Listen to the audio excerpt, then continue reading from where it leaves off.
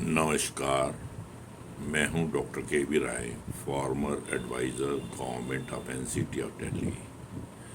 आज हम Delhi right to information act और राइट टू इंफॉर्मेशन एक्ट 2005 इनके बीच में जो अंतर है उसके बारे में बात करेंगे। दिल्ली सरकार ने सन 2001 के अंदर स्वतः Delhi right to information act लागू किया, जो 2 अक्टूबर 2001 से लागू हो गया। इस एक्ट के मेन प्रावधान ये हैं कि आप दिल्ली सरकार के तमाम दफ्तरों से सूचना ले सकते हैं, परंतु 3 ऑफिसेज ऐसे हैं जिनके बारे में आप सूचना नहीं मांग सकते दिल्ली आरटीआई एक्ट के माध्यम से। ये हैं लैंड, लॉ एंड ऑर्डर और दिल्ली पुलिस। यदि इनके बारे में भी आपको सूचना चाहिए तो आपको राइट टू इंफॉर्मेशन एक्ट 2005 के अंतर्गत जाना पड़ेगा। पहला जो अंतर है वो यही है कि 3 departments land, law and order और दिल्ली पुलिस के बारे में आप दिल्ली आरटीआई एक्ट के अंतर्गत सूचना नहीं मांग सकते, जबकि सेंट्रल एक्ट के अंतर्गत कोई भी ऐसा डिपार्टमेंट नहीं है दिल्ली सरकार का जो कि जिसकी सूचना ना दी जा सके। दूसरा प्रावधान ये है कि दिल्ली आरटीआई एक्ट के अंतर्गत यदि आपको एप्लीकेशन लगानी है तो आप केवल उसी कॉम्पिटेंट अथॉरिटी के दफ्तर में लगाएंगे जहां से आपको सूचना चाहिए। यानी कि अगर आपको एजुकेशन डिपार्टमेंट से सूचना चाहिए तो उस दफ्तर के कॉम्पिटेंट अथॉरिटी के यहाँ आरटीआई लगेगी। यदि फूड एंड सप्लाई से चाहिए तो उस कॉम्पिटेंट अथॉरिटी से लगेगी। यदि एमसीडी से चाहिए तो उस जगह ही लगेगी। इसी प्रकार अन्य विभागों के बीच में भी कॉम्पिटेंट अथॉरिटीज़ नियुक्त किए गए हैं और ये लेफ्टिनेंट गवर्नर द्वारा नोटिफाइड हैं। इसलिए आपको जो भी आवेदन लगाना होगा वो कंसर्न कॉम्पिटेंट अथॉरिटी के यहीं लगाना होगा, जबकि सेंट्रल आरटीआई एक्ट में आप किसी भी पब्लिक अथॉरिटी में गलती से लगा दें या जानबूझकर लगा दें, आपकी आरटीआई मान्य होगी। और वो जो है जिस दफ्तर में गलत चली गई है या लगाई गई है वो 5 दिन के अंदर अंदर उस आरटीआई एप्लीकेशन को कंसर्न पब्लिक अथॉरिटी को ट्रांसफ़र करेगा ताकि आपको उसको उत्तर मिल सके। Whereas Delhi RTI act के अंतर्गत कॉम्पिटेंट अथॉरिटी के पास ऐसी कोई भी पावर नहीं है कि वो उसको कंसर्न डिपार्टमेंट में ट्रांसफ़र कर दे। इसलिए वो उस आरटीआई आवेदन को रिजेक्ट करने की पावर रखता है। वो लिख देगा कि जो वांछित सूचना है मेरे पास उपलब्ध नहीं है, अतः मैं इसको नहीं दे सकता, आपका आवेदन रिजेक्ट किया जाता है।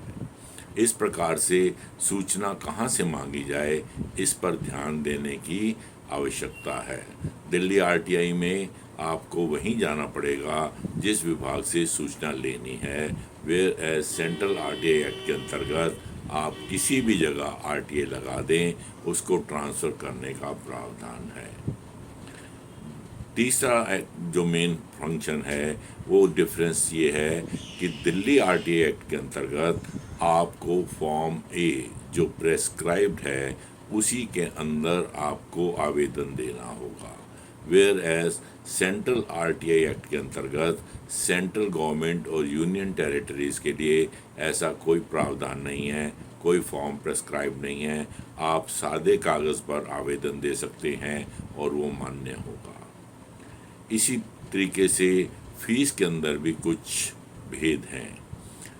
सेंट्रल आरटीआई एक्ट के अंतर्गत बीपीएल को कोई फीस नहीं देनी और बाकी आवेदकों को 10 रुपये प्रति एप्लीकेशन फ़ीस देना होगा, जबकि डीआरटीआई एक्ट के अंदर 25 रुपये की फ़ीस देनी पड़ेगी यदि आप टेंडर डॉक्यूमेंट के बारे में इंफॉर्मेशन नहीं मांग रहे। यदि आप किसी टेंडर डॉक्यूमेंट के बारे में सूचना मांग रहे हैं तो ये फ़ीस जो है 500 रुपये हो जाती है। इसी प्रकार जो कॉपियां आप लेंगे, सर्टिफाइड कॉपीज़ मांगते हैं, तो DRTI के अंतर्गत आपसे 5 रुपये प्रति पेज चार्ज किए जाएंगे, परंतु सेंट्रल RTI के अंतर्गत केवल 2 रुपये प्रति पेज लिया जाएगा।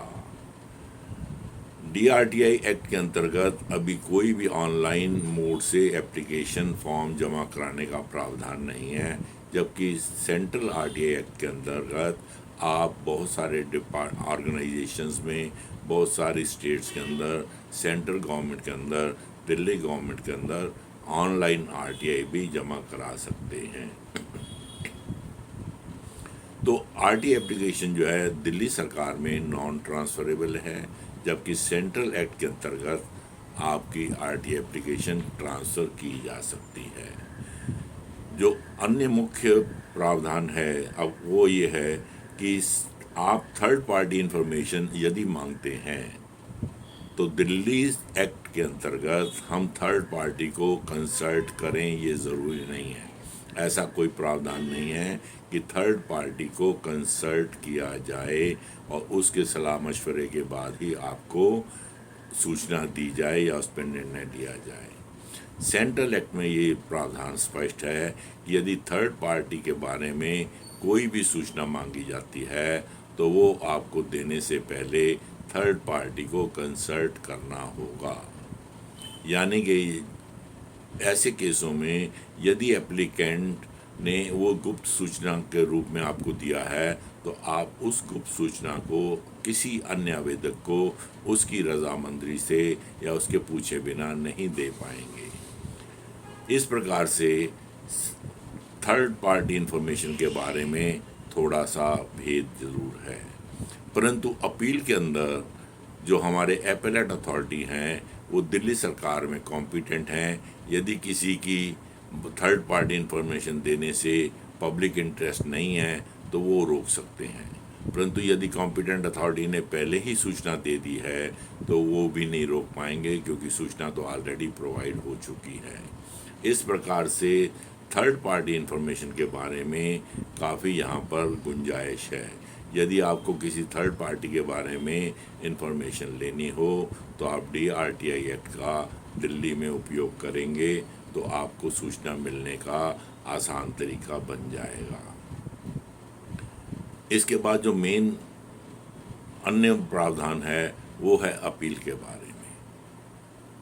दिल्ली RTI एक्ट के अंदर पब्लिक ग्रीवियंसेस कमीशन, जो कि दिल्ली सरकार ने सेटअप कर रखा है, केवल वहीं एक अपील लग सकती है, परंतु सेंट्रल RTI एक्ट के अंतर्गत 2 किस्म की अपील लग सकती हैं।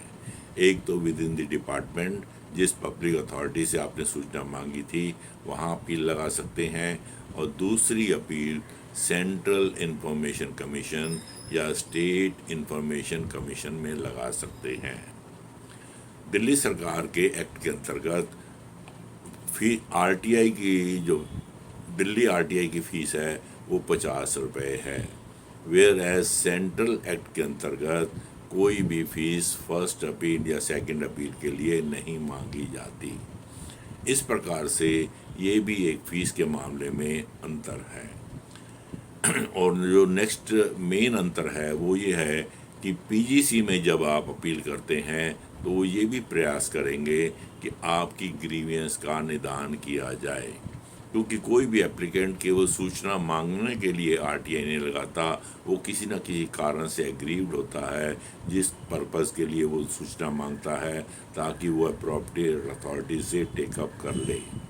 क्योंकि पब्लिक ग्रीवियंसेस कमीशन का मेन मकसद ही ग्रीवियंसेस को निपटाना है, तो ऐसे क्या मामलों में यदि उनको लगता है कि सूचना देने के बावजूद भी इसकी ग्रीवियंस का निदान नहीं होगा तो सुओ मोटो स्वतः ही उसको निपटाने का प्रयास करेंगे, परंतु सेंट्रल एक्ट में ये आवश्यक नहीं है। सेंट्रल एक्ट जो है ग्रीवियंस रिट्रेसल मैकेनिज्म के लिए नहीं बनाया गया, वो केवल आपको सूचना प्रदान करने के लिए बनाया गया है। इस प्रकार से जो विभिन्न डिफरेंसेस हैं उनको हम ये कह सकते हैं, number 1 Delhi police land and law and order के बारे में DRTI में मत जाइए। थर्ड पार्टी इंफॉर्मेशन अगर आपको चाहिए तो DRTI एक्ट के अंदर आसानी से मिल सकती है। तीसरा, यदि आपको ग्रीवियंस रिड्रेसल करवाना है तो PGC में DRTI के एक्ट के अंतर्गत अपील करेंगे तो ग्रीवियंस रिड्रेसल का भी वहाँ पे समाधान हो जाएगा। तो इस प्रकार से फीस की अमाउंट भी जो है दिल्ली सरकार की थोड़ा सा ज़्यादा है, परंतु सेंट्रल गवर्नमेंट की थोड़ी सी कम है। जहाँ तक जुर्माने का संबंध है, दिल्ली सरकार में कॉम्पिटेंट अथॉरिटी जो डिले करता है उसको 50 रुपये प्रतिदिन के हिसाब से जुर्माना देना पड़ता है, जबकि केंद्र सरकार के एक्ट के अंतर्गत ये जुर्माना 250 रुपये प्रतिदिन के हिसाब से है। वहाँ पर जुर्माना भारी है और फीस कम है। यहाँ पर फीस थोड़ी सी ज़्यादा है परंतु जुर्माना कम है। परंतु दोनों केस में जुर्माना जो है सरकारी खाते में जाता है, ना कि आवेदक को दिया जाता है। इस प्रकार से दिल्ली के अंदर दिल्ली RTI एक्ट अभी भी लागू है और इसके प्रावधानों के अंतर्गत आप सूचना मांग सकते हैं, परंतु 3 डिपार्टमेंट्स में जाने का कोई प्रबंध मत करें, क्योंकि वहाँ पर यह सूचना आपको नहीं मिलेगी। वो है Delhi police, land, law and order. अन्य विभागों से संबंधित सूचना यदि आपको चाहिए, किसी अन्य अंडरटेकिंग के बारे में चाहिए, ऑटोनोमस बॉडी के बारे में चाहिए, किसी एकेडमी के बारे में चाहिए जो दिल्ली सरकार के अधीनस्थ कार्य कर रही हों, तो वहाँ आप DRTI आज भी लगा सकते हैं। DRTI के अंदर एक और भी प्रावधान है कि मुख्यमंत्री महोदय की चेयरमैनशिप में एक स्टैंडिंग कमेटी बना रखी है जो इसके इम्प्लीमेंटेशन को सुचारू रूप से चलाने के लिए उत्तरदायी है, परंतु आजकल ये कमेटी डिफंक्ट हो गई है क्योंकि DRTI में बहुत ही कम आवेदन आ रहे हैं।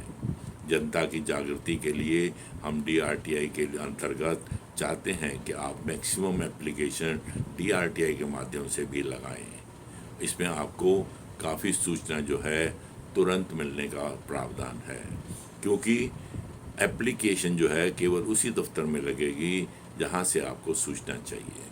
क्योंकि ट्रांसफरेबल नहीं है, इसलिए एप्लीकेशन इधर उधर भटकने का कोई मकसद नहीं रह जाता। अतः आपको DRTI एक्ट और RTI एक्ट के प्रावधानों में जो वेरिएशन था वो आपको बता दिया गया है। जो भी आपको आसान लगे, सस्ता लगे, आप उसके अंतर्गत RTI लगाने का प्रयास करें, परंतु ध्यान रहे RTI एक्टों का दुरुपयोग ना करें। ये आपको भले के लिए बनाए गए हैं, आपकी सेवा के लिए बनाए गए हैं, ताकि आपको रिक्वायर्ड सूचना जो है समयबद्ध तरीके से दी जा सके, ना कि गवर्नमेंट के ऑफिसर्स या बाबुओं को या किसी थर्ड पार्टी को हरेस करने के लिए एक्ट नहीं बनाया गया। धन्यवाद। अगली कड़ी में हम किसी और एस्पेक्ट पे बात करेंगे। जय हिंद।